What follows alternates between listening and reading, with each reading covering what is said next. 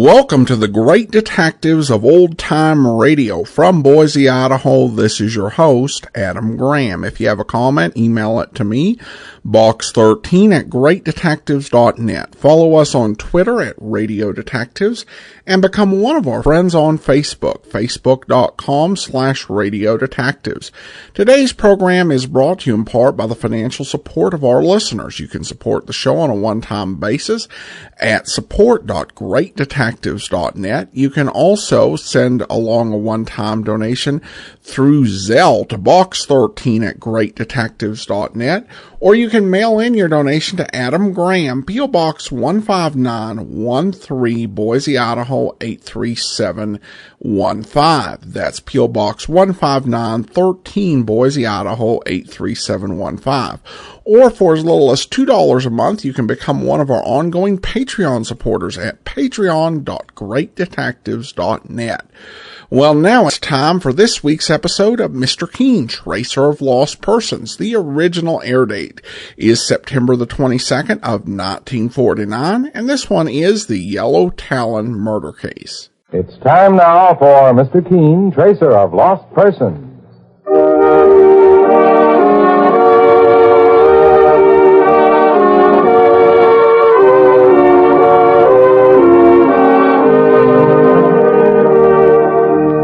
Ladies and gentlemen, Anison and Colinos present Mr. Keane, Tracer of Lost Persons, one of the most famous characters of American fiction in one of radio's most thrilling dramas. Tonight and every Thursday at the same time, the famous old investigator takes from his file and brings to us one of his most celebrated missing persons cases. Tonight's case is entitled The Yellow Talon Murder Case.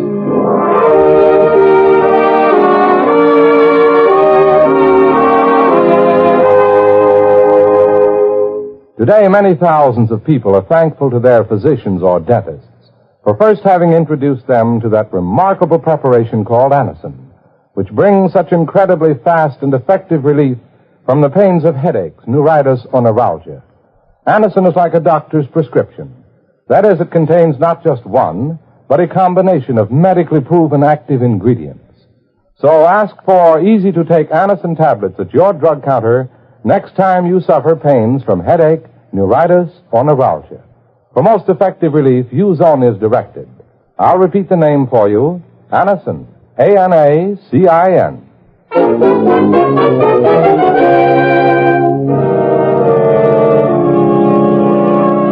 Now for Mr. Keane and the Yellow Talon murder case. Our scene opens in the study of a country home on the Hudson River, some 50 miles from New York. An attractive, auburn-haired young woman has just entered the room. And as she shakily picks up the telephone and dials the number, it is obvious that she is under some frightful strain.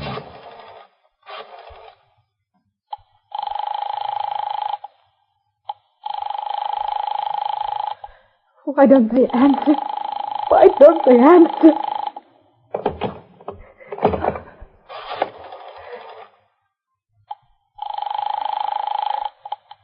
Operator? Oh, operator, I've been trying to get the police. It's a matter of life and death. Oh, for heaven's sake. Oh, hello? Hello? Hello? Oh, the phone. The line's been cut. The phone's dead. No. No. Don't kill me. Don't kill me. No.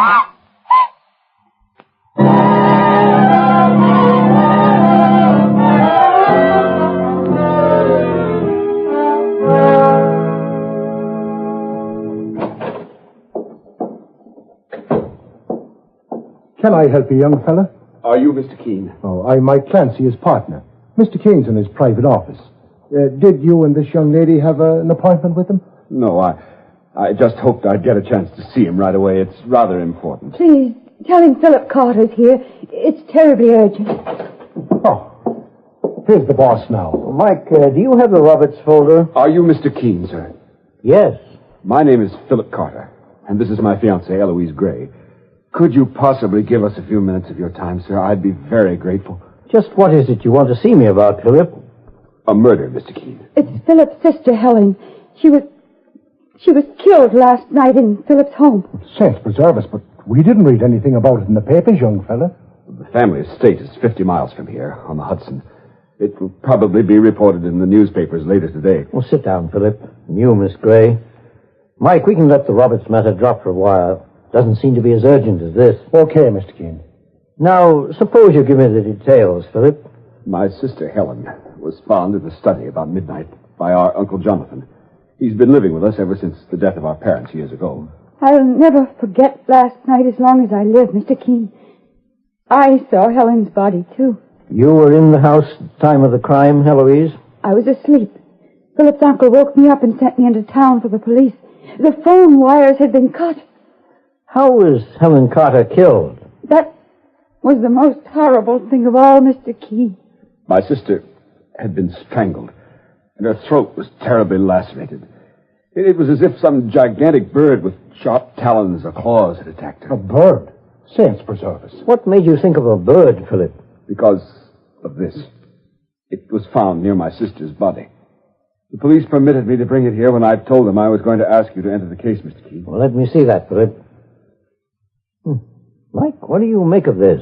Well, it looks like a Talon, Mr. Keane. A yellow claw. Yes, the type of claw an eagle or a hawk might have. And yet this particular Talon is too big for an ordinary hawk.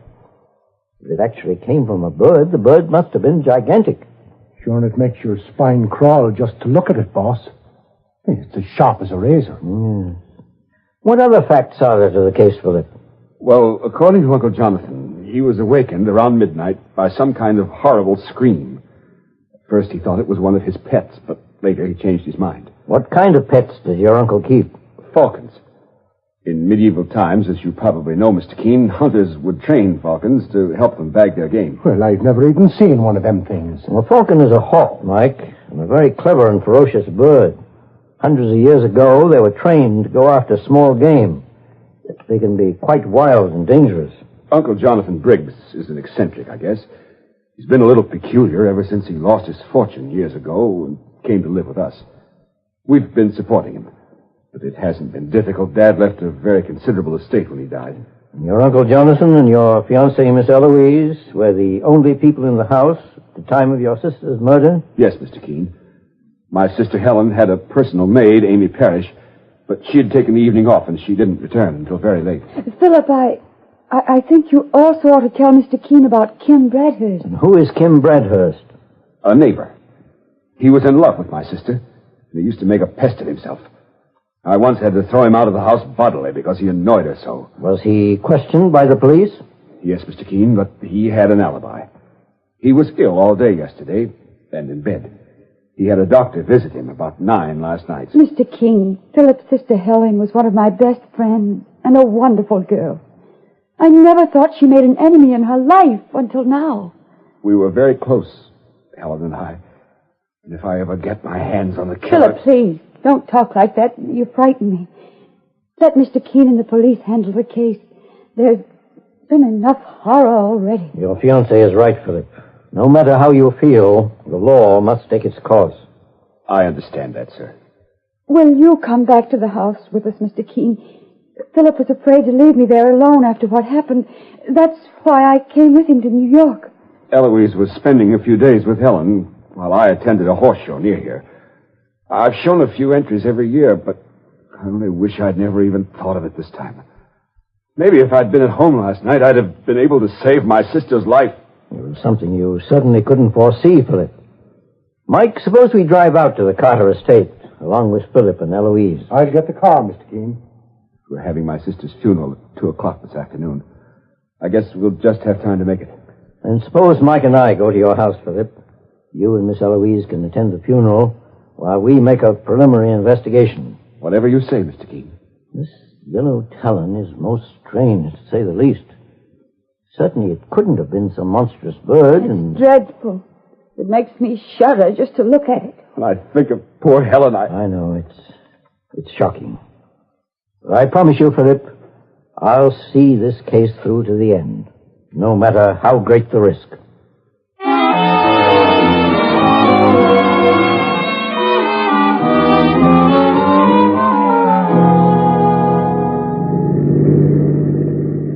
That must be the Carter house, Mr. Keane, right in front of us. Yes, and apparently that's where the road ends, Mike.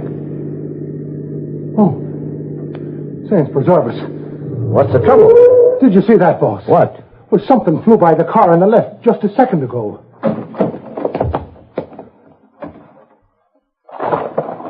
Mr. Keane, look out. It's some kind of a hawk. Yes, Mike, it's a falcon. One of Uncle Jonathan's, I imagine. Why, it's flying back to the house. Try to see where it lands, Mike. There. There she goes. Up behind them gables on the roof. And she's a beauty, isn't she? Mr. Keane, who's that fella? Good afternoon, gentlemen. Good afternoon. By any chance, are you Philip Carter's uncle? Why, yes, I'm Jonathan Briggs. Who may you be? My name is Keane. This is my partner, Mike Clancy. Keane, the eminent investigator. You've come to look into the death of my niece, Helen. At your nephew Philip's request.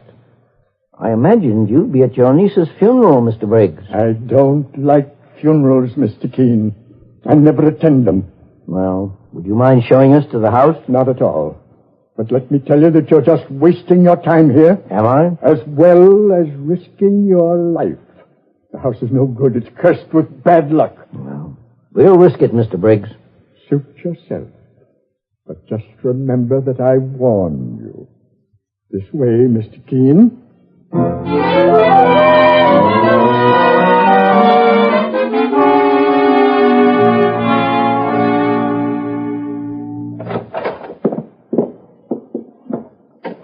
Amy! Amy, where are you? Fool maid's never around when you want her.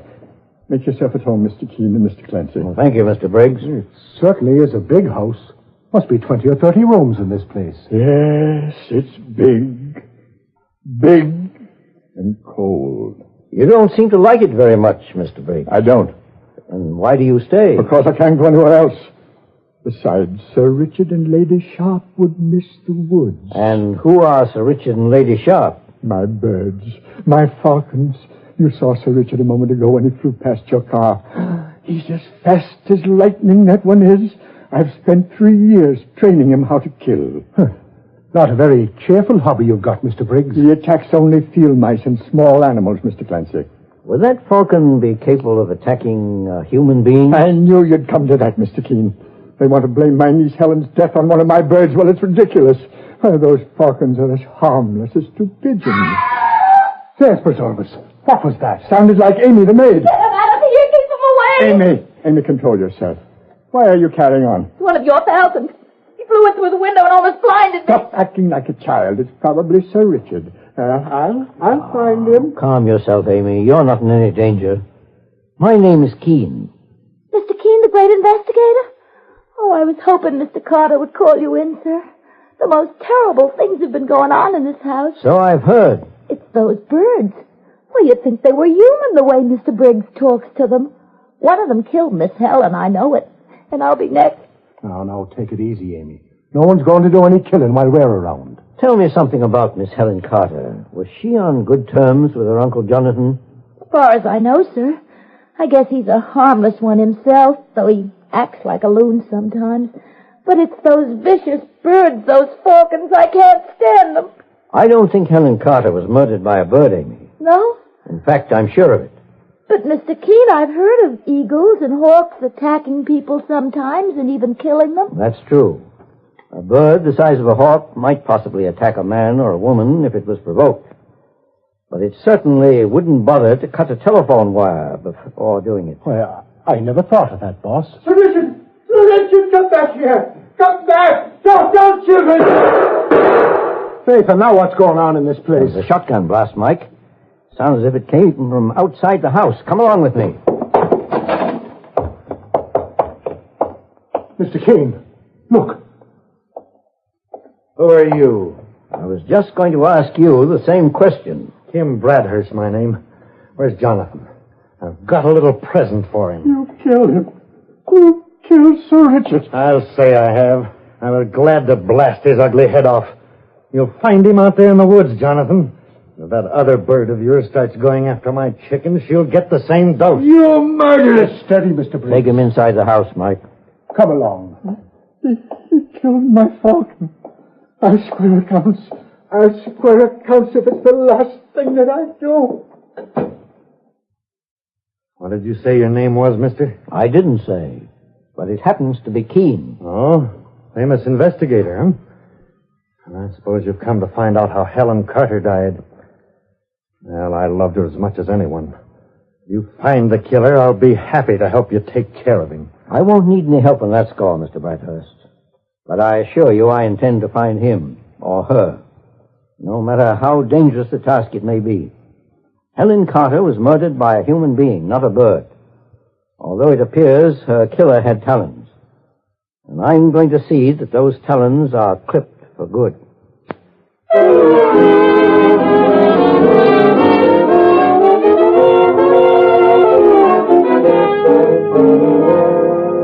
In just a moment, we'll return to Mr. Keane and the Yellow Talon murder case. Meanwhile, beware of unpleasing breath that breathes between teeth.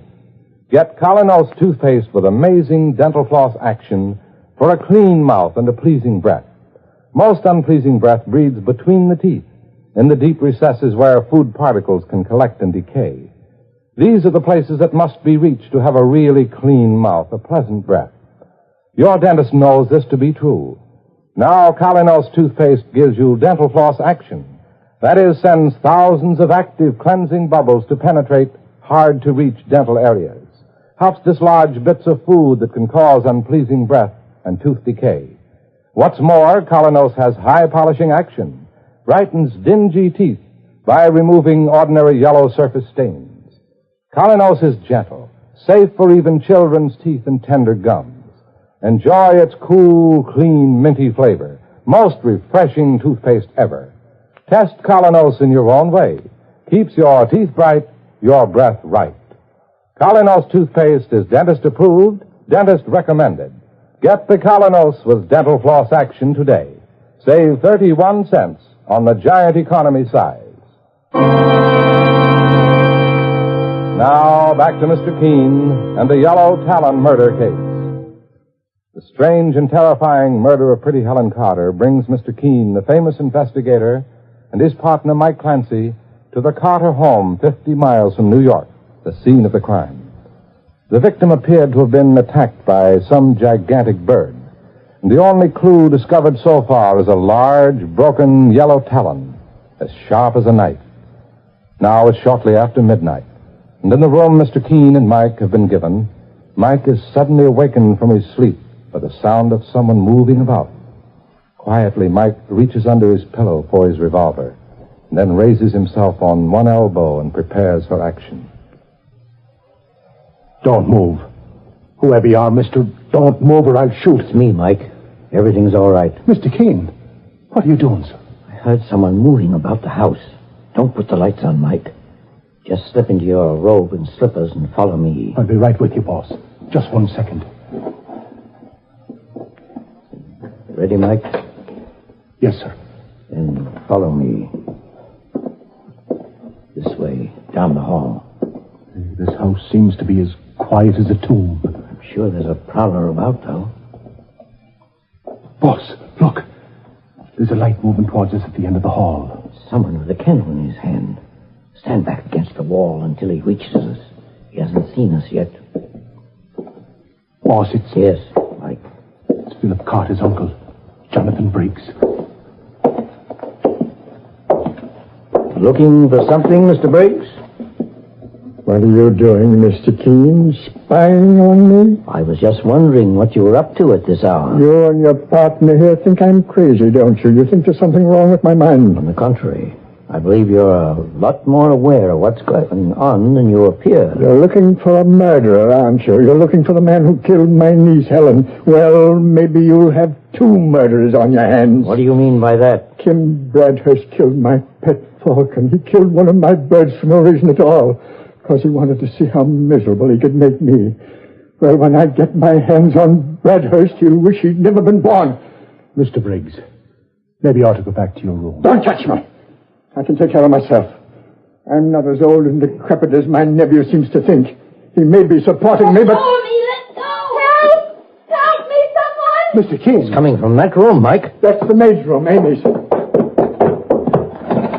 The door's locked, boss. Break it down, Mike. Wait! I'll let you in. What's going on? Why, it's Eloise, my nephew's fiancée. What's the trouble, Eloise? This maid, Amy, is a thief. She's got a room full of things that belong to Helen Carter. I heard her prowling around the house, and I followed her here to her room. I caught her with my purse. I left it downstairs on the table by mistake before I went to bed. Is that true, Amy? Well, I guess there's no point in saying no. You have the evidence. What's the trouble, Mr. Keane? What's going on here? I'm afraid your housemaid Amy is in a very difficult situation, Philip. She's evidently a thief. Look, Philip. The closet door is open. There's a pair of shoes that belong to your sister, Helen. She even stole her clothes. Miss Eloise, what's happened to your hand? Well, you've got a cut on the palm, young lady. Amy scratched me when I tried to take my bag away from her. She fought like a wildcat. Well, what'd you expect me to do? Smile at you when you grabbed me? Anyway, I didn't take much. It isn't as bad as all that. I'm afraid it's a lot more serious than you imagine, Amy. You not only face a charge of larceny, but also one of murder in the first degree. Murder? Oh, no. No, I didn't kill Helen Carter. I swear I didn't, Mr. Keane. You can defend yourself in court, Amy. I'm asking Mr. Keane to see to it that you're placed under arrest. Well, at least give me a chance to call someone. An attorney? No, not a lawyer. Mr. Bradhurst. Kim Bradhurst, our neighbor. What's he got to do with this? Well, never mind. He owes me a little something, at least protection. Let me call him. That's all I ask. All right, Amy. Go ahead. I'll keep her company, boss, just to see that she behaves herself. Right, Mike. So it was Amy Parrish who murdered my niece, eh? Perhaps. But this case isn't quite finished, Mr. Briggs. We may be due for another surprise. In any event, we'll hear what Mr. Bradhurst has to say.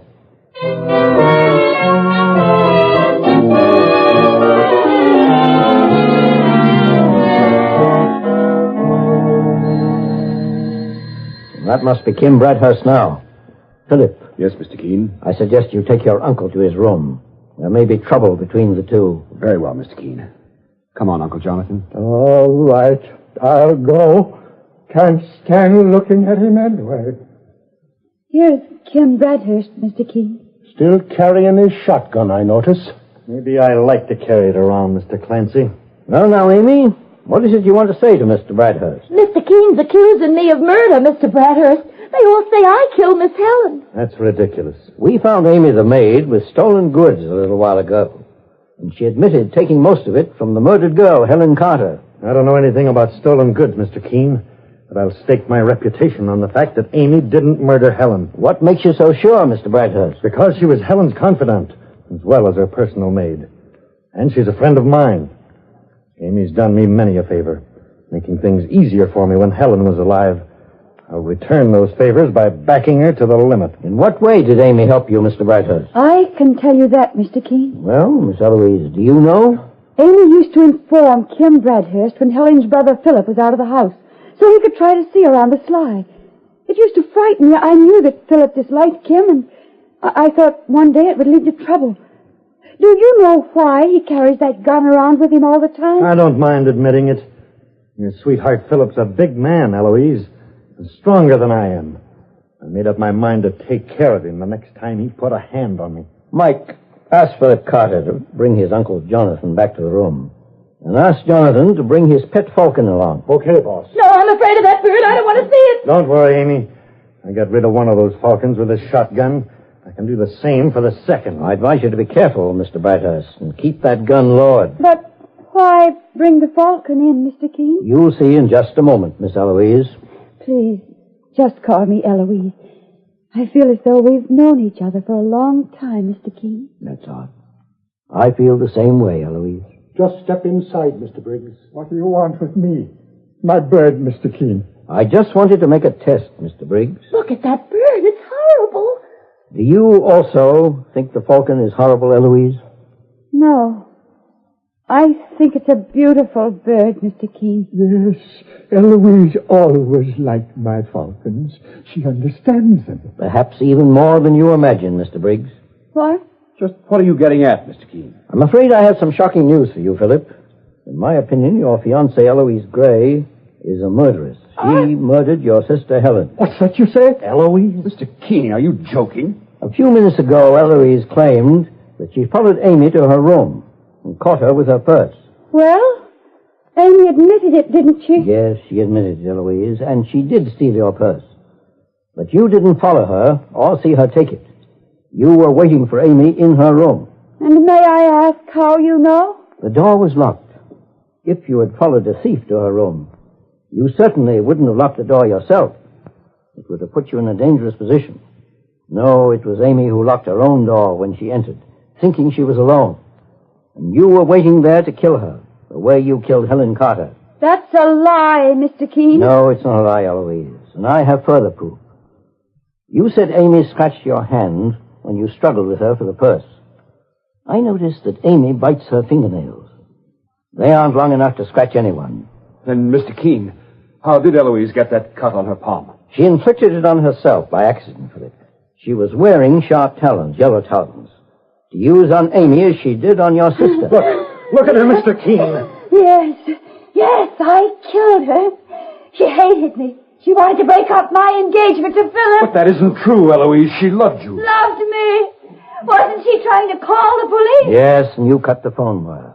In some way, Helen found out what you were, Eloise, and she tried to protect herself. Boss, look what she's putting on her hands. The talons, the sharp claws. She wears them like gloves. You hate me too, Keane. And you'll get what she got. Now! Mr. Keane, look out! Saints preserve us, but I was almost too paralyzed to move. Did you see how she acted, boss? Why, she waved her arms like she was some kind of a hawk and went for your throat, Mr. Keane. Yes, Mike. Mr. Bradhurst, I'm sorry you used your gun. Mike would have been able to subdue her. I couldn't help it, Mr. Keane.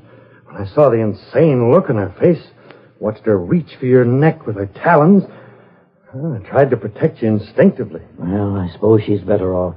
She was undoubtedly insane. Mr. Keane, I can't believe it. How could anyone change so? I'm sorry, Philip. But in my opinion, your fiancée had a split personality. She changed from a human being to what you've just seen, a homicidal maniac. How long had you known her? Only a few months. And your sister, Helen, actually was very fond of her, Philip? Yes, Mr. Keane. Well, Eloise had to have some excuse for murder in her poor, distorted mind, so as she imagined Helen was trying to ruin her life. Amy would have been her second victim. It went for a stroke of luck. However, we can consider the case to be closed. We've solved the mystery of the Yellow Talon murder.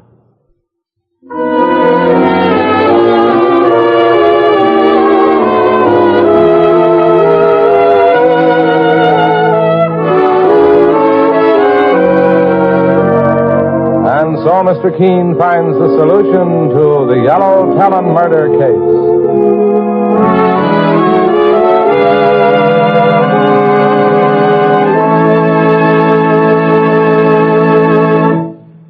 The next time you're suffering from the pains of headache, neuritis, or neuralgia, try Anacin.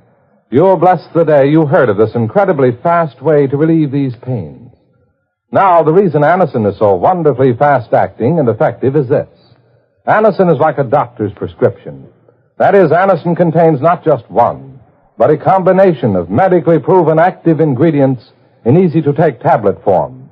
Thousands of people have received envelopes containing Anacin tablets from their own dentist or physician, and in this way have discovered the incredibly fast relief Anacin brings from pain of headache, neuritis, or neuralgia. So next time such pains strike, take Anacin. For most effective relief, use only as directed. Your druggist has Anacin in handy boxes of 12 and 30, and economical family-size bottles of 50 and 100. The name is Anacin, A-N-A-C-I-N.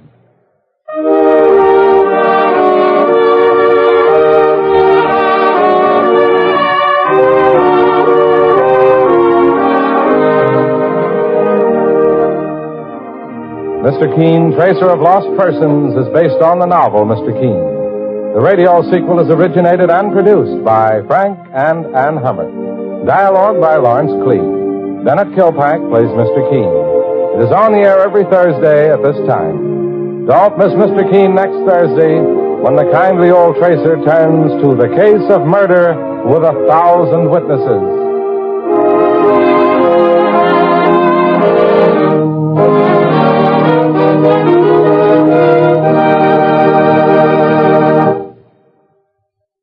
ever suffer heartburn from acid indigestion, new Bicidol mints, medically proven, quickly rid stomach of that blown-up feeling anywhere, anytime. Bicidol mints give longer-lasting relief than baking soda, help prevent immediate return of the trouble, soothe irritated stomach lining, let you sleep when indigestion strikes at night. Carry new Bicidol mints for fast relief. And always have Bicidol powder in your home. Mr. Keane, Tracer of Lost Persons, will be on the air next Thursday at the same time. This is Larry Elliott saying goodbye for Mr. Keane and the Whitehall Pharmaceutical Company, makers of Anacin and Colinos, and many other dependable high-quality drug products. This is CBS, the Columbia Broadcasting System.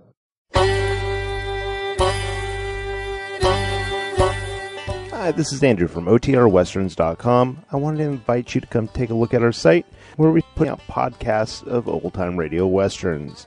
Check us out at OTRWesterns.com. You're listening to The Great Detectives of Old-Time Radio with Adam Graham. Now let's get back into the show.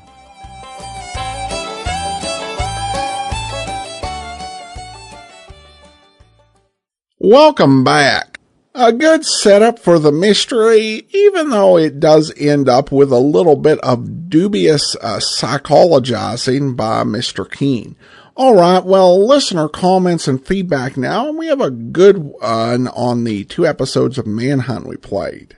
Bill writes, "Hi Adam, I enjoyed the episodes of Manhunt with the exception of the cheap gong sound effect.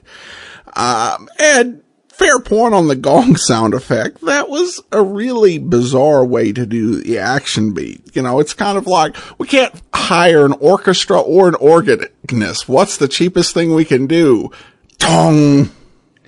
And then he goes on to say, I was dead sure that Sergeant Morton was played by Maurice Tarplin, Lieutenant Faraday on Boston Blackie, and was surprised when you said it was Roger DeKoven. I was sure it was Tarplin, so I did a little research, and I think I have an answer. According to the Digital Deli, Tarplin introduced and narrated the episodes. I think that DeKoven was unable to portray Sergeant Morton on those 2 episodes, so Tarplin stepped in. I can't remember hearing DeKoven, but I think the odds would be quite high that 2 people would sound that much alike. Well, thanks so much for the comment, Bill, and I won't say your theory is wrong. It's certainly plausible within the world of old-time radio. I did go ahead and listen to an episode that was previously circulating, and the voice really didn't sound any different, except it was a little harder to make out just because the sound quality wasn't quite as good as on the 2 we played previously. As to the odds of 2 actors sounding that similar, I would say that there's a better chance of it than you might think. There are some actors who do sound very much alike, unless they work very hard to make the voice sound different. For example, Elliot Lewis and Howard Duff are 2 who have very similar voices. In fact, when they were both working for the Armed Forces radio services, one story I read said that they actually would swap assignments and people wouldn't be able to tell the difference. And in fact, the original version of Voyage of the Scarlet Queen had Howard Duff in the lead and had Elliot Lewis playing the first mate Gallagher. And there's a pilot of that episode, but they ended up not doing the series that way, in part because the voices just sounded so similar. So it's certainly possible for actors' voices to sound quite similar to one another. And I'm not really an expert on Mr. DeKoven's work to be able to identify that this is something that he definitely wouldn't do. And you also have to keep in mind with actors that they often have quite a range of different voices and different voice abilities. For example, Tarplin actually did an episode of Murder Clinic, where he played Poirot and did a voice that you would not connect at all to Inspector Faraday. And you could say the same thing with Harold Huber in the main Poirot series over Old Time Radio. Orson Welles' Poirot, not so much. But a lot of actors have such a wide range, and there can be some very similar sounding ones. So it's an interesting possibility, but I don't have any evidence for it, and I think it's just as possible that Roger de Koven had a voice very similar in range to the one that Tarplin used for playing Inspector Faraday. All right, well, thanks so much for the comment, and good question, Bill. That will do it for today. Join us back here tomorrow for Nick Carter, and then next Monday, it's another episode of Mr. Keane, Tracer of Lost Persons. In the meantime, send your comments to box13@greatdetectives.net. Follow us on Twitter at Radio Detectives and become one of our friends on Facebook, facebook.com/Radio Detectives. From Boise, Idaho, this is your host, Adam Graham, signing off.